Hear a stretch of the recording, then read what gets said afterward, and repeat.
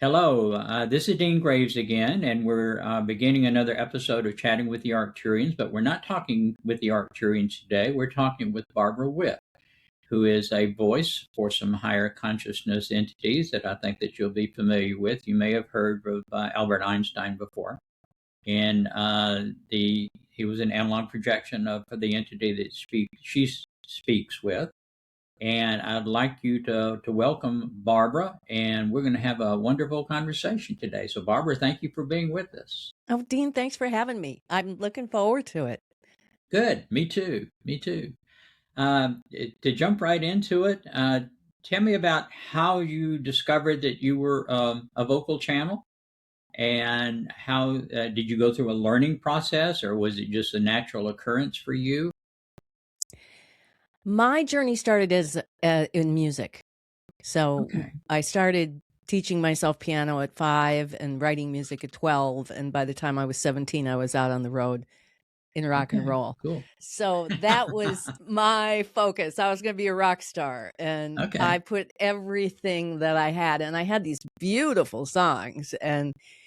But at the same time, kind of on a sidetrack, I started because a friend of mine's mother was a psychic at the time. And this is back when I was in high school, which is decades ago. And so I wasn't really looking for this. It's just that Mike said, "Hey, come see what my mom does." It's like, well, what does your mom do? Well, his mom would light a candle in front of a picture of Jesus and close her eyes and talk in this beautiful language as if she knew me intimately, and Hmm. talk about, I think when I look back now, of course, I didn't think it at the time, it was all about, the core of it was about healing my trauma, because I had come out of a very traumatic childhood. Hmm. And so while there was predictive things in there, a lot of it was just about self-love and self-care, and learning how to really take care of myself. And so I had readings with her for 10 years while I was going for rock stardom. Right. And when I started to automatic write quite spontaneously, 1987, I knew what it was because I knew from Hmm. Eunice, but I was still surprised it was me. And when I asked, "Who are you?" The answer was sound. Okay. So I was okay with that because I'd been working with sound my whole life. And that's kind of how I became a channel. Now I'm still running the music track Right. Of full course. bore. But in 1993, I thought I wanted to channel for a group of people to see what these voices that were coming out of me would say. And long story short, there were two women that came for referral readings and sent a bunch of their friends, and we started these groups, and we became, which we still are today, the Psychic Sorority, Kim and Teresa and I. We'd organize groups in our living rooms, record them, transcribe them, and the girls in one session asked, "Who are you?" And they said, "Well, we're angels." And that was, I'm a skeptic by nature. I think skepticism is a fabulous gift because the Hmm. truth survives skepticism. And we decided that since the information that we were getting was so life-changing and profoundly thriving, that we didn't care. It could have been the Easter Bunny, because the fruits of what we were channeling were so positive and powerful. And so, and then I learned I could speak to people who'd passed on and had these other gifts. So I was kind of learning this sort of accidentally as we were going along, and still wanted to be a rock star. And then we put out our first book, Diaries of a Psychic Sorority, Talking with the Angels, because the angels came to tell us that, and this is so in line with the Arcturians, and there's a theory of society too that we can talk about, but they said they had this theory of a way that if people would resolve their conflicts in this way internally first, that they were going to teach us. Hmm.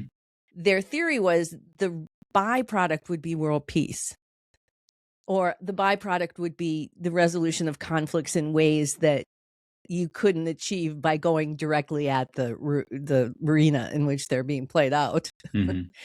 And they needed humans to test their theory. And we apparently volunteered and were chosen to do this. And so, sure enough, and the second big major group that the three of us did was called conflict resolution at the time. And it was all about, if you're involved in a conflict, the root of your part of it is within you. Right. And eventually we had our first conflict, the three of us, and we had the wherewithal to, wait a minute, let's get the transcript, and totally transformed the whole thing. And that was really the beginning of conflict revolution that we have since researched and developed.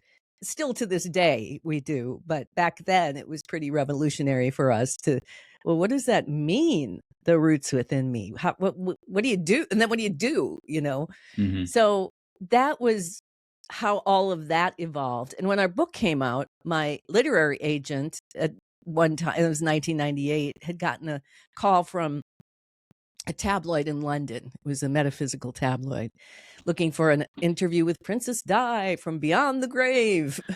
And my skeptic once again kicked in and thought, well, what? Wait a minute.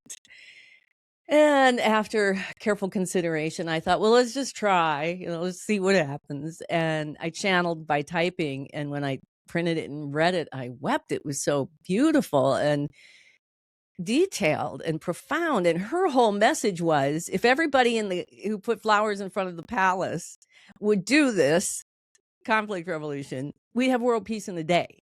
Mm-hmm. And the tabloid flew me out to New York, spent 5 hours with me, didn't want the interview. And my agent said, well, maybe there's more famous dead people who want to talk. And so we made this big list. And I imagined in my head, it's pretty outrageous even when it's going on for me. Mm-hmm. It wasn't like, oh, I can talk to Princess Di. It's like, what is going on? So the second person up was Nicole Brown Simpson. And that was a very enlightening conversation for me. But by the time we got to John Kennedy, he told us that this wasn't our idea, that they were a group of souls who had gathered in Afterlife to help us with peace and world peace. And they would tell us who was coming up next. And when Albert Einstein came up and I went to channel him, I spoke. It was the voice of all my readings. It was the voice of sound. Mm-hmm. It was clear to me, although it took me many years to integrate it, that this being had been with me this whole time. And so I did Party of 12, the Afterlife interviews, which I put out in 2001. And then after 9/11, I thought, I'm going to come out of the closet. I'm going to let people know, really, because I had still been channeling the angels. You were still going to be a rock star. Right. Still am. I still am. And so anyway, it's not too late. It's not too late, Barbara. You can still. No, and people tell me, "Oh, Barbara, you're a rock star." It's like, no. I've been so saved. What a terrible industry.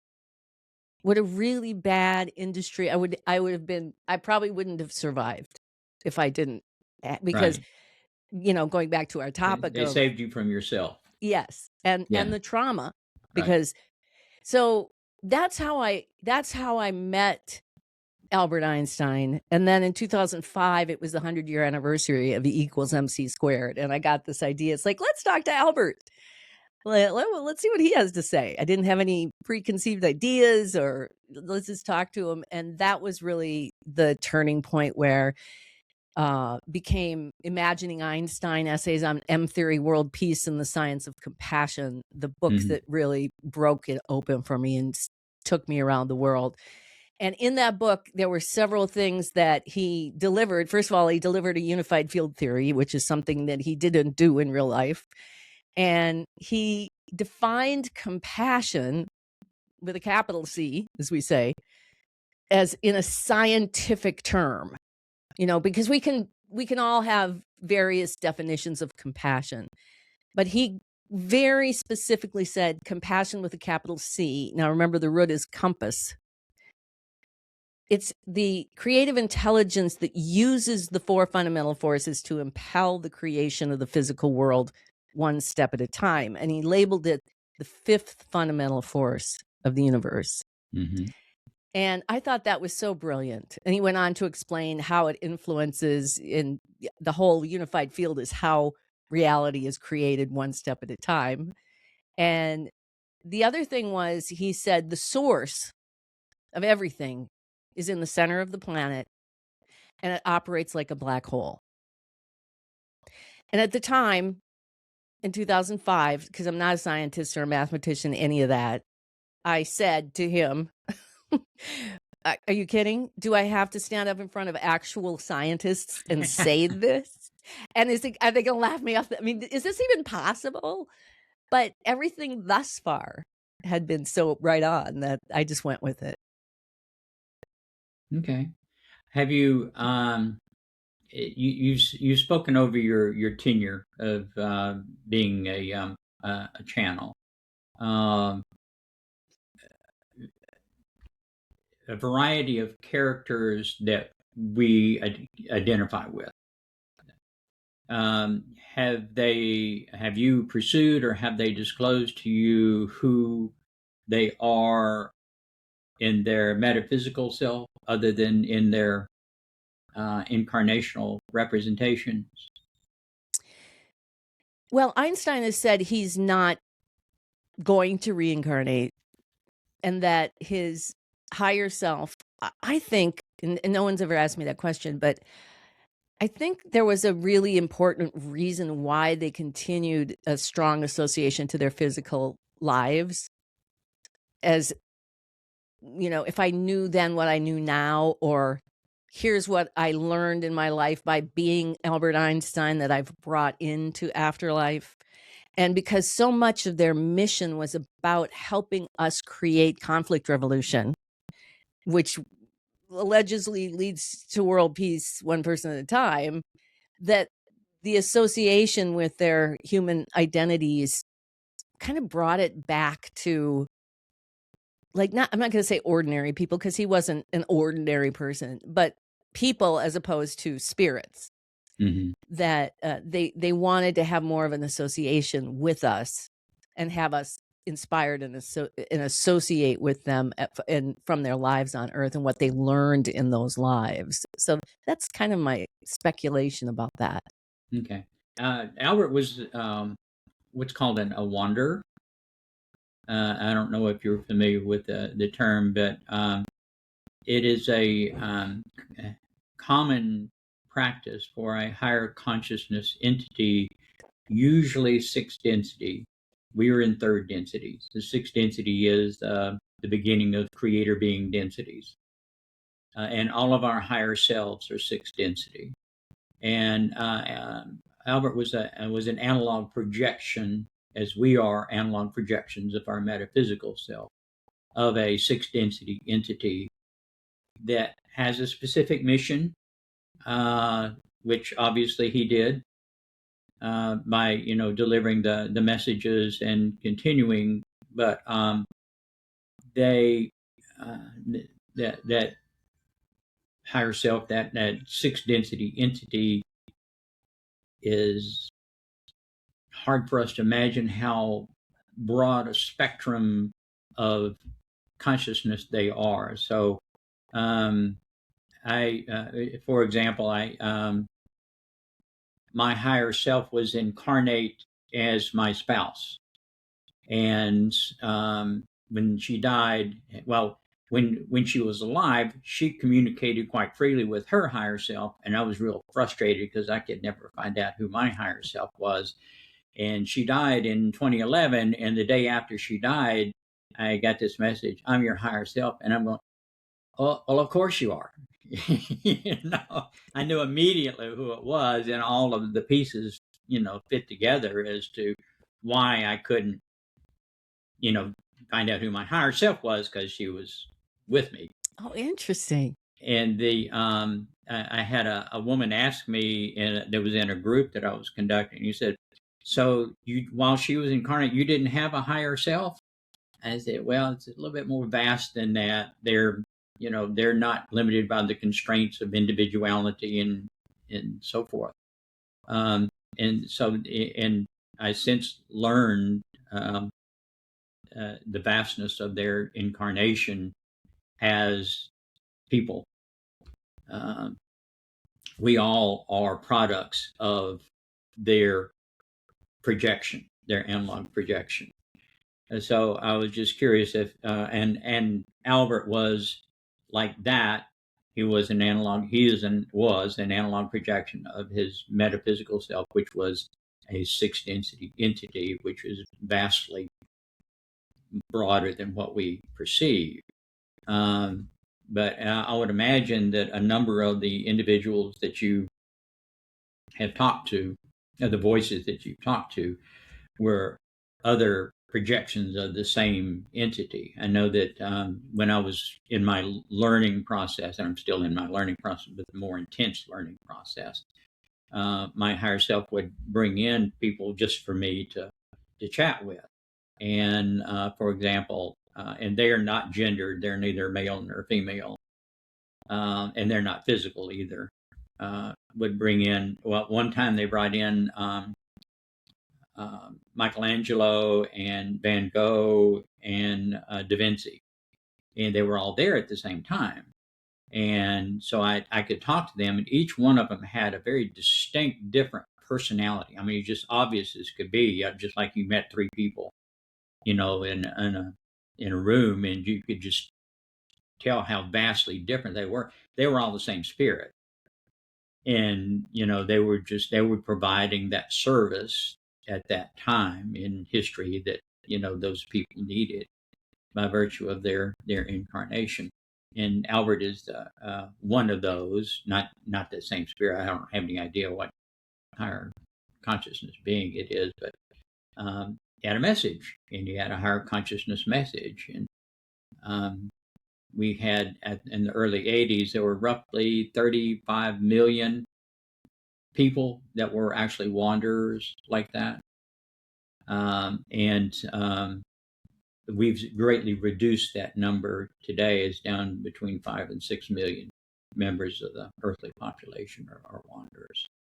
But that's intriguing how that developed and how you established that rapport.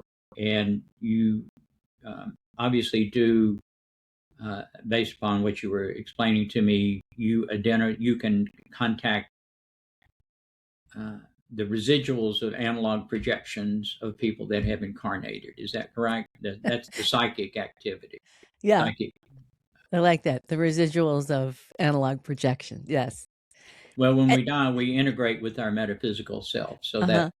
No, I've never heard it put that way, but it's the spot on description. And the thing about it is for whatever reason his soul and wherever that originates from to become the analog projection of Einstein. Mm-hmm. When he died and he left the physical world and expanded back into the expansiveness of the metaphysical self, it seems to me it still was his continuing mission to have projected and become Einstein. And then when he died, he was able to explore the afterlife, or however you refer to it. I'm not married to much of anything. I like afterlife, but to figure out how it all worked. And then this whole story that I've told you about my life being somewhat accidental, as I didn't really set out to pursue this. Yeah, I'm sorry. It was in pre-incarnate agreement. Yes, but I mean, in my projected human self, I was going this way, and I kept being beautifully, metaphysically, preternaturally, and so who else though but Einstein would be able to do this? Go into the afterlife, figure it all out, find a way It's pretty complicated because there are many, many, many people involved in my training that were set up by supernatural forces, and then deliver a unified field theory that is, from what I can see after all of these years of testing and discussion and rigorous research, is pretty complete for what unified field theories are. And last summer, the epitome of this for me, after in 2005, me going, I have to tell the scientists we live in a black hole. I spoke at the Science of Consciousness conference in Barcelona on pretty much the 70th anniversary of Einstein's actual last words being read in London on July 9th, 1955, after he had passed. And his message was, countries, governments need to find peaceful ways to resolve their conflicts because we won't survive World War III. So when I was presenting in front of the scientists, the actual scientists, and I came to that part of the story where I said, I have to tell scientists that we live in a black hole. And like 3 of them fist pumped. Yes, we knew that. And that was the moment for me in all of this life journey that I never could have made up, no matter how much I tried, that I felt vindicated, that I felt like I've seen this. This has been almost 40 years of work, but this is the moment because A, here I am in front of the scientists, and B, they're telling me yes. So I don't know a lot of the, a lot of it's a mystery, what you're talking about of, Right. souls and such. But I do know that the model that he's given us, it's pretty brilliant, and everything fits on this map. I can so far put every philosophy, every idea of afterlife, of oversouls, of whatever can be explained on this map. So I don't, maybe this is the next stage of my life, is studying what that actually means against the belief systems of the world. Well, we have a lot of stuff to get rid of, not much to gain, but we have a lot of stuff to get rid of. That's true. This is very true. Okay. Is it possible for you to communicate now while we're on the air with the voice that you speak with? Oh, we could do that if you'd like. If you have a burning question you'd like to ask, I don't want to just shut my eyes and jabber. But if there's, Okay, but I understand. particular, And it usually works. You have to ask the question in order to get the answer, because if you ask the question, they know you're ready for the answer. Right. Yeah. If you can't even ask the question, then they're not going to sit you down and say, "Here's what you need to know." So, do you go through a tuning process? How do you get ready to do that? No, I just close my eyes and take a breath and say my prayer of protection and speak. Okay. Are you good with doing that? I don't want to Sure. put you on the spot if you're not comfortable with that. Well, I don't. Why not? Okay. Yeah. All right.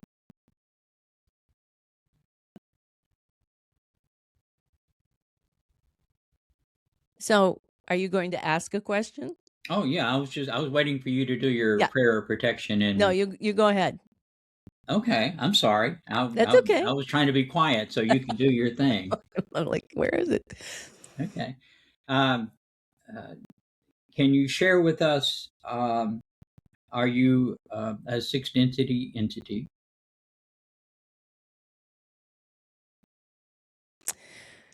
Well, we will command that only the most divine light shine down upon you at this time, and the greatest good be present here. It's an interesting terminology of sixth density.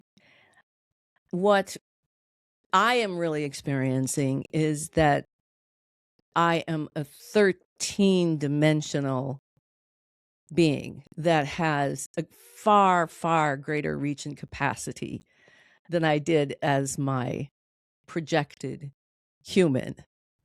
And while there is, in general, when a human passes away and the body is no longer part of the operating system, the compilation of that life is preserved in what we call compilations of consciousness.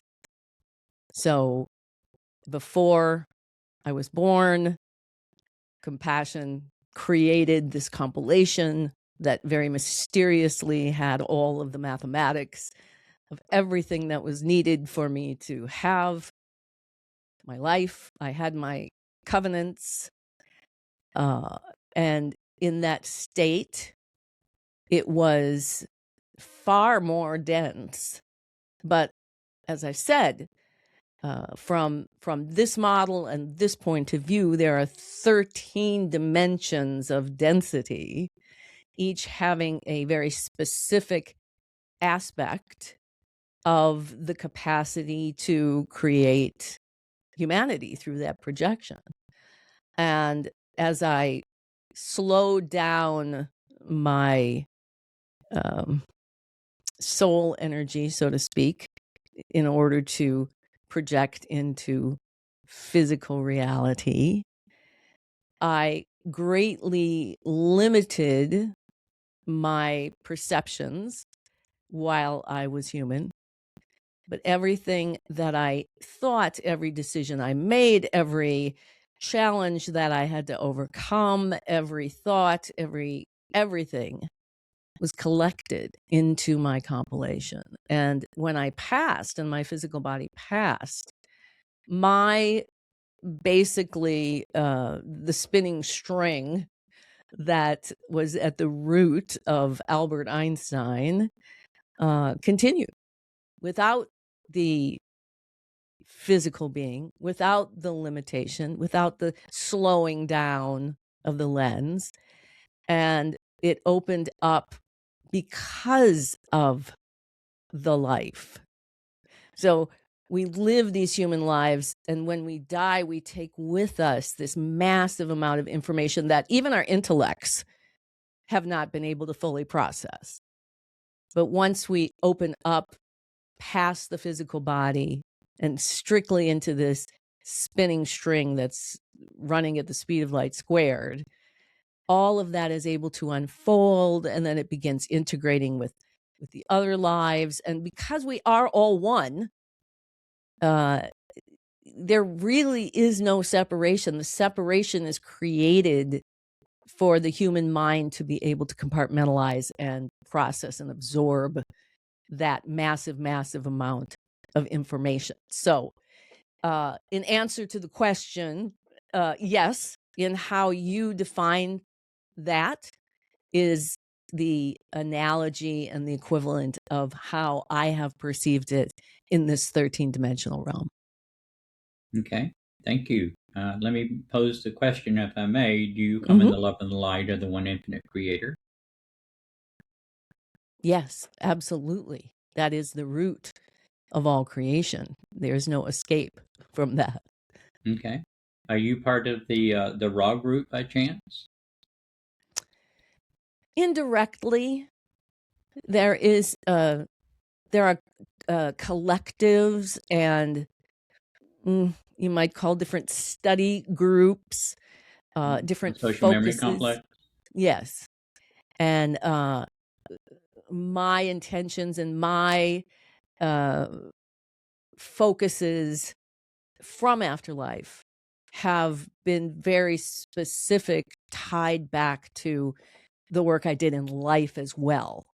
So that has attracted then to me the souls who in life had also been intending to find that, whether it's the unified field, whether it's world peace, whatever that collective common consciousness that draws us together. But there are many, many collectives that have an infinite number of different studies that all tie in together to make the whole. Right. Okay. information that you continue to share with us is Earth specific. Are you actively involved with other experiments within our 9 star system? Oh my, yes. I often say that, like gravity, I can be everywhere. Okay. But my particular pet project is tying in uh, human consciousness, the human psyche, and the alignment of the human psyche to the manifestation of a peaceful planet. Okay. And how does the development of the currently progressing fourth density experience affect the information that you continue to provide us about the physicality and the ethereal nature of our experience? Well, we like to think that through the years, all of us, you, Barbara, me, the Arcturians, et cetera, et al., have been building up that awareness of that fourth density. It's always been there. It's just how humans awaken to its presence after being in a limited experience of humanity. And how do we as humans and human souls expand our own awareness and consciousness to embody that fourth density? And as I said, I feel as if all of our work has brought the world to this place where now so many human beings like yourself and those who listen have reached this awareness and this capacity. Now it's just the beginning, of course, for that really expanded position, but it's a process that's opened up over time because of what we call synergy, which is human will and divine grace working together to create the highest good. Okay, so if I understand what you're saying, the awareness level, the consciousness level of the human population has achieved a degree of advancement that permits us to learn from the coincidence of a physical fourth density experience. Is that accurate? Yes, and it's becoming more than just humans sitting in a library studying.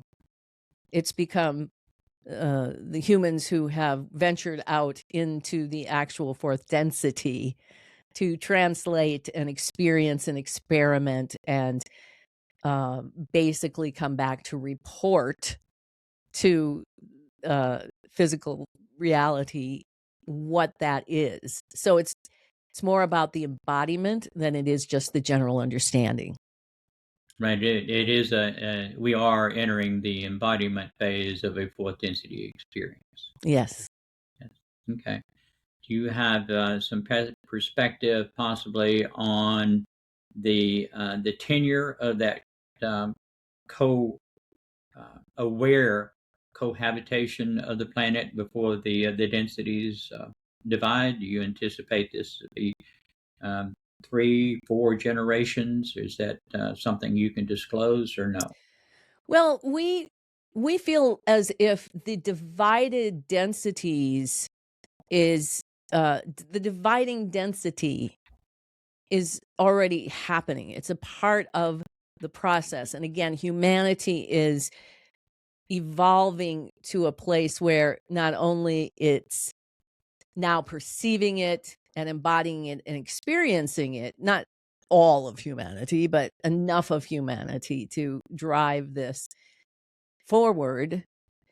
And that there's been some kind of mythology that someday in generations there'll be this split where the new earth is birthed and those with the lower densities and the lower vibrations will separate off.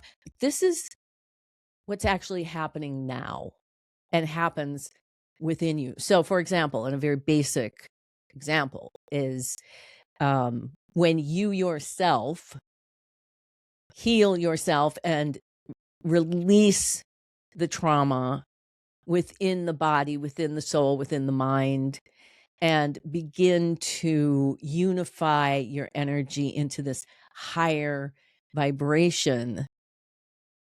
Whether you know it or not, you are not any longer pulling into your life the manifestations of that lower density. It's there, but you yourself in your immediate microcosm local universe is experiencing a new manifestation. And this isn't brain surgery. When you heal and you become healthy and whole, you have a much more holistic experience as a human than when you're in trauma and suffering. Then you have that lower vibration. So we just want to say that it isn't necessarily generational, as if all humanity has to wait several generations, but you have the capacity as an individual to experience that elevation and separation just in the work that you do with yourself. Right. This is how we're have historically and are currently creating different versions of Earth. Is that correct? Yes. Okay. So the separation of the densities in the vibrational levels of consciousness will be perceptual in our capacity to participate according to our perceptions. Is that correct? Yes. Okay. So that's what you're describing is when we heal ourselves and we raise our vibration and we no longer need to interact with the lessons that the lower consciousness are able to provide us. Yes. Yeah. Okay. All right. How does it feel not to be within time? It's very freeing. And there is a beautiful dance that one can do in this great space of freedom where you can, just like Barbara can open up her physical body and mechanism to allow my wave to share her wave that's creating her body and talk in this way through you. I can also go back to my life and relive pieces of my life. And there are also those, although I have not, there are those who then reincarnate in the same life to create the same life that has experienced many, many different potentials. And that's a very specific kind of density that takes place. These are some of the dimensions that you were referring to within our perceived dimension. Yes. Is that correct? Yes. Okay. So it's kind of smaller branches of the tree to explore the growth possibility for that limb. Yes. Okay. Thank you very much for speaking with us today. It's been a delight for me. I hope that it has been enjoyable for you. We are very, very grateful to be able to have these kinds of conversation, and they're so important in this day and age because so many people, so many humans are expanding, as you're talking about, and sometimes not because they're intentionally, but because it's time and on their soul covenant, they're expanding, but their human minds are then seeking that knowledge and that information. And as much as we can put it out there and record it onto the planet is the breadcrumbs for humanity. So thank you very much. You're very kind to say so. Namaste. Namaste.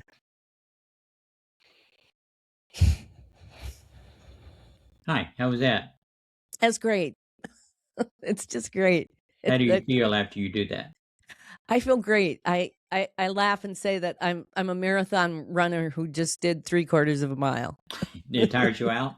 No, I'm a marathon runner who just did 3/4 of a mile. Oh, okay. Like, all right. So you didn't exert any. Yeah, you feel better afterwards than you did before. Right. Yeah. Okay, I understand.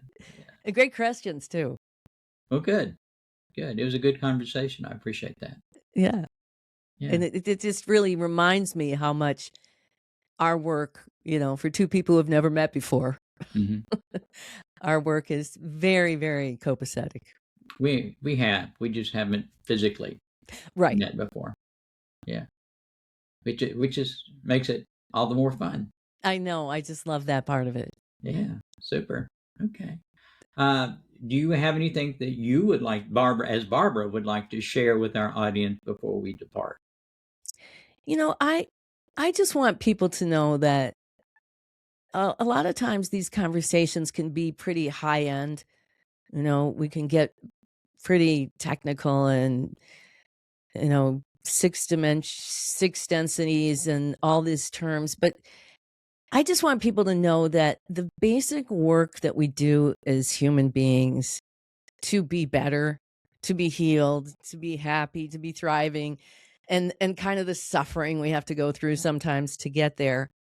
It's so important. It's never wasted. It might seem like it when we're struggling, but every time that we can put together one more piece of releasing ourselves from those patterns and those traumas and come out with a fresher breath, it's just one step at a time. And we've got to learn to appreciate those baby steps. That's what I hope my work helps people do, is appreciate the baby steps and be thankful for the one step at a time.